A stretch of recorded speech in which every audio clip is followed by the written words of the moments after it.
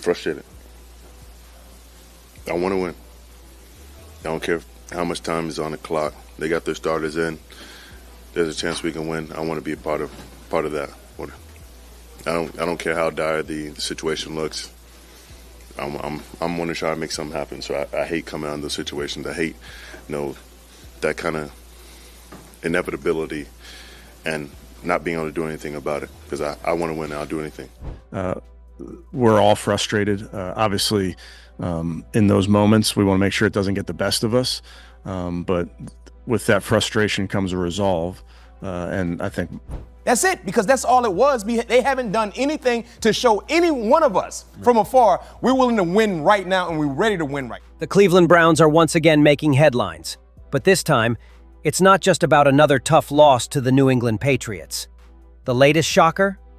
Myles Garrett, the team's defensive leader, might be traded. Yes, the player who's been the backbone of their defense, giving his best even in the worst of defeats, is now reportedly on the chopping block. So, why is this happening? Garrett has publicly called out head coach Kevin Stefanski for his favoritism toward quarterback Dillon Gabriel over Shedeur Sanders. This decision, Garrett believes, has severely hurt the team's performance, and tensions have only escalated since. With the locker room now divided and Garrett exposing the issue, the Browns' future looks uncertain. Let's break down what this means for Cleveland moving forward. I'm frustrated. I want to win. I don't care how much time is on the clock. They got their starters in. There's a chance we can win. I want to be a part of that. I don't care how dire the situation looks.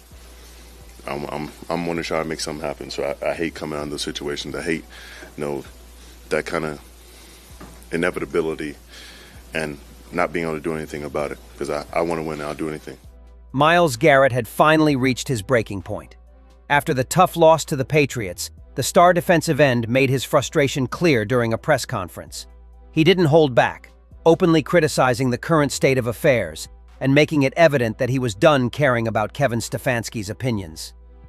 Garrett expressed his exhaustion with the constant excuses surrounding the quarterback situation. His message was blunt. He was doing everything in his power to help the team succeed, but the offense's struggles were making victory feel unattainable. Despite his tireless work on defense, it seemed like his contributions were being overlooked. Now, with Stefanski reportedly taking steps to push Garrett out, it's clear where the head coach's priorities lie. During the press conference, Kevin Stefanski tried to deflect the blame, suggesting that Myles Garrett's frustration was no different from anyone else's. He implied that Garrett's frustration was clouding his judgment, making him lash out with statements like the ones he made. However, Garrett is now taking action, making it clear that he won't stand for this kind of treatment. The public is turning against Stefanski, criticizing his approach. Sean King even weighed in, calling Stefanski's comments a fireable offense, stating that undermining your top defensive player like that is unacceptable. What do you say? Dillon was the second-rated quarterback on his board in the draft? Yep. That might be the most. That's a fireable statement.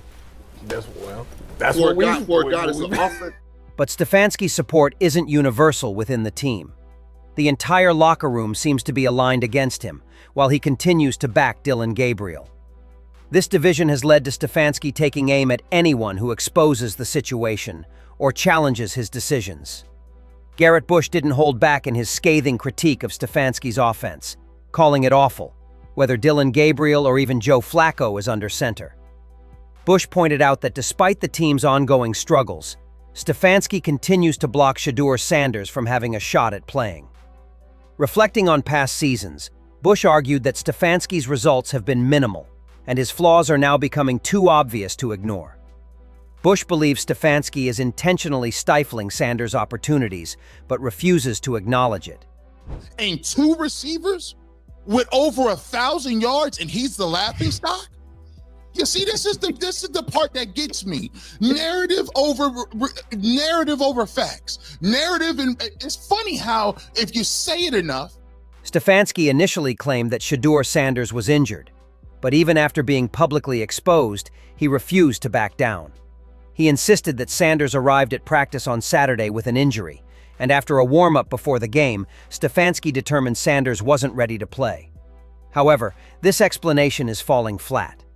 There's a clear difference between a legitimate injury and simply being kept off the field, and what Stefanski is doing feels more like an excuse to keep Sanders sidelined. His defense is weak, and it's clear no one is buying it. Instead of easing the tension, his stubbornness is only escalating the situation, making things worse for him and the team. So angry about in that moment. I mean, I think it may have been that he got taken out of the game and wanted to play, is what I think he said afterwards, but I don't know if it was specifically about that moment. But what do you think about that sort of show of frustration by him on the sideline? Yeah, similar to what I was just saying, Mary Kay, with Cam. We're all frustrated. The truth came to light when Browns offensive coach Tommy Rees exposed the lies Kevin Stefanski had been telling about Shedeur Sanders' injury. Following the disappointing loss to the Patriots, Stefanski claimed Sanders was too injured to play, but Rees has now provided proof that Stefanski's story wasn't accurate. After the game, Rees was seen giving Sanders directions, directly contradicting Stefanski's claims about the injury. While Rees hasn't publicly called out Stefanski, his actions speak volumes, making it clear that it's actually Stefanski who doesn't want Sanders on the field. This revelation has only added fuel to the fire, exposing the disconnect within the Browns' leadership. The truth is, Tommy Rees isn't just trying to expose Stefanski. He's trying to protect the Browns from imploding in the locker room. When team leaders like Myles Garrett start publicly questioning the coach, it signals something is seriously wrong. Garrett, the star defensive end, made his frustration known during a press conference, delivering a blunt and unfiltered message. He made it clear that he no longer cares about Stefanski's opinions and is fed up with the constant excuses surrounding the quarterback situation. For Garrett, the goal is simple. He wants to win. How hard is it, how tough is it for you guys to have such a good defense for you to be out there getting 5 sacks and putting the team on your back and just to not have any offense to go with it? It doesn't get any easier. Each week you ask me, so. Myles Garrett's frustration with Dillon Gabriel and Stefanski is completely justified, especially after his incredible performance, where he recorded 5 sacks, one of the best games of his career. 2 of those sacks were pivotal, preventing what could have been 2 additional touchdowns for the opposition, potentially making the loss even worse. Garrett's frustration makes sense. He's giving everything on the field, delivering standout performances. But all his efforts are wasted when Dillon Gabriel can't make the necessary plays to keep the team competitive. It's a bitter pill for Garrett to swallow, knowing he's doing his part while his teammates falter, yet Stefanski remains unwilling to acknowledge the issue. Ocho weighed in on Myles Garrett's frustration, highlighting the rising tension within the team. He pointed out that despite the growing issues, Stefanski remains unyielding, still prioritizing Dillon Gabriel over Shedeur Sanders. Ocho stressed that when a star player like Garrett speaks out and demands changes on offense, it's a clear indication that something is seriously wrong. Yet, Stefanski seems resolute in sticking with Gabriel, pushing for him to keep the starting role, even though it's becoming increasingly clear that he isn't performing well enough to deserve it.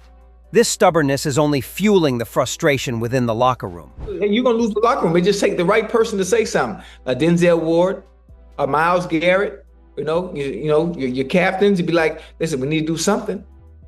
I mean, to see Myles Garrett frustrated like that, the way he was, understanding that offensively, we not getting it done, knowing the change needs to be made. I mean, but I think that's a hill that Kevin Stefanski is willing to die on. In the end, Kevin Stefanski's handling of the situation with Myles Garrett and Dillon Gabriel is quickly spiraling out of control. His stubbornness in sticking with Gabriel, despite mounting evidence that he's not up to the task, is putting the entire team's future at risk. It's clear that Myles Garrett's frustration is not just a personal issue. It's a reflection of the wider discontent within the locker room. When a leader like Garrett, who has consistently been one of the best players on the team, starts speaking out, it signals a much deeper problem. Stefanski's attempts to downplay Garrett's concerns or even threaten him into silence are only making matters worse. The more Stefanski tries to push Garrett and others around him, the more the cracks in his leadership are becoming visible. Public opinion is shifting against him, and even former players and analysts like Ocho are calling attention to the growing rift between Stefanski and his players. The longer Stefanski remains entrenched in his decisions, the harder it will be to keep the locker room united, and the more likely it becomes that his job is on the line. If Stefanski continues down this path, ignoring the voices of his key players and failing to adapt, it won't be long before the front office has to make a tough decision. While Stefanski might think he's asserting control, the reality is that his refusal to address the issues head-on could cost him his job. With the entire team and the public turning against him, the pressure is mounting. If things continue to backfire, Stefanski might soon find himself on the outside looking in, as the Browns face the consequences of poor leadership during a critical moment in their season. What do you think about Kevin Stefanski's handling of the situation with Myles Garrett and Dillon Gabriel? Do you believe Stefanski's stubbornness will cost him his job? Or do you think he'll eventually turn things around? How much longer can he ignore the frustrations of his star players before it becomes a bigger issue for the team? Is it fair to keep backing Dillon Gabriel despite his struggles? Or should Shedeur Sanders get a chance to prove himself? With the locker room seemingly divided and the public turning against Stefanski, where do you see the future of this Browns team heading? Let us know your thoughts in the comments.